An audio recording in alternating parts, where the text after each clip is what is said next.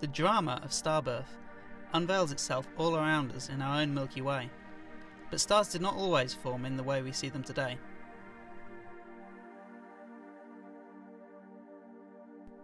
A unique and tantalising object was recently found and studied with an array of major X-ray, optical and infrared telescopes, including the NASA ESA Hubble Space Telescope and the Keck telescopes. The mysterious arc of light found behind a distant cluster of galaxies in the northern constellation of Lynx has turned out to be the biggest, brightest and hottest star-forming region ever seen in space.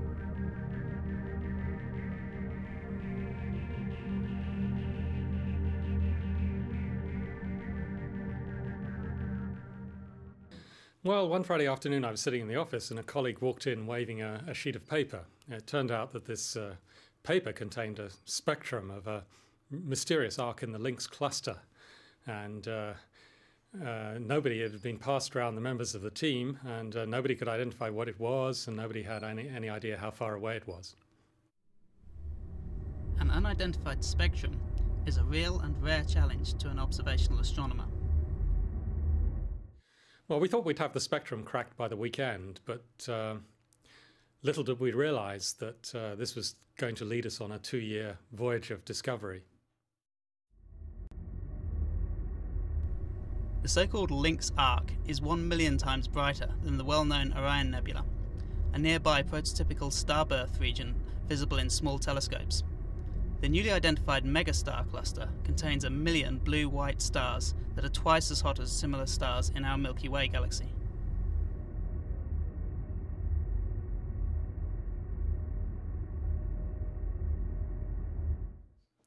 As far as we can tell, this object is unique.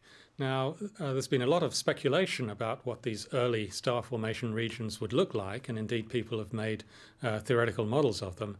But the point is, they would only exist in this really bright phase for essentially the blink of an eye on a cosmic timescale. So we're very unlikely to see them in this bright phase. The arc is the stretched and magnified image of the megastar forming region, about 12 billion light-years away, far beyond the galaxy cluster. This means that the remote source existed when the universe was less than 2 billion years old. The arc only became visible thanks to the gravitational telescope formed by the cluster of galaxies. The huge mass hidden in the cluster magnifies and bends the light from the Lynx arc behind it. Well, we compared it with things like quasars, active galaxies. We thought it was probably some exotic new kind of object. It was only after some thought and theoretical modeling that we realized that it was most closely related to these star-forming H2 regions that we know about locally, and indeed you can see through small telescopes. It's a stupendous Orion Nebula. The Orion Nebula contains about 4 really bright stars that power it. This nebula contained, we estimated, around 1 million really bright stars, so many, many times brighter than the Orion Nebula. The desire to find and study the first luminous objects in the universe is the main scientific drive behind the construction of the NASA ESA CSA James Webb Space Telescope, scheduled for launch in 2011.